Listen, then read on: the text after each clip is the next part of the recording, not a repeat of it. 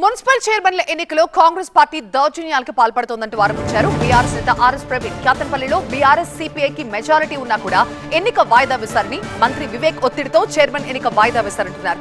మంత్రి చెప్పినట్లుగా రిటర్నింగ్ అధికారి పనిచేస్తే ఎన్నికల కమిషన్ ఎందుకని ఆర్ఎస్ ప్రవీణ్ ప్రశ్నించారు. క్యాతన్పల్లిలో బీఆర్ఎస్ దగ్గర క్లియర్ కట్ మెజారిటీ ఉన్నది. 14 బీఆర్ఎస్ ప్లస్ సిపిఐ కూటమి దగ్గర ఉన్నాయి, 10 కాంగ్రెస్ దగ్గర ఉన్నది. నిన్న జరగాల్సిన ఎన్నిక ఈ రోజుకు పోస్ట్పోన్ అయింది. రకరకాల చిల్లర కారణాలు చెప్పి పోస్ట్పోన్ చేసిండ్రు.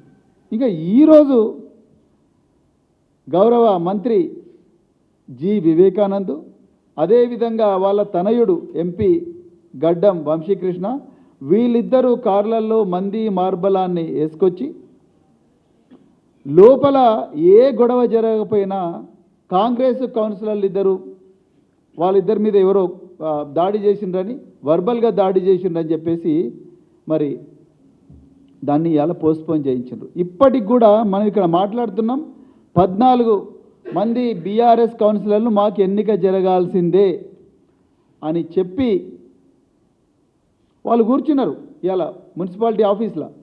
కానీ ఎన్నిక జరగనివ్వడం లేదు. ఆయన మంత్రి పోస్ట్పోన్ చేయమన్నాడు, పోస్ట్పోన్ చేసినారు, వెళ్ళిపోయినారు.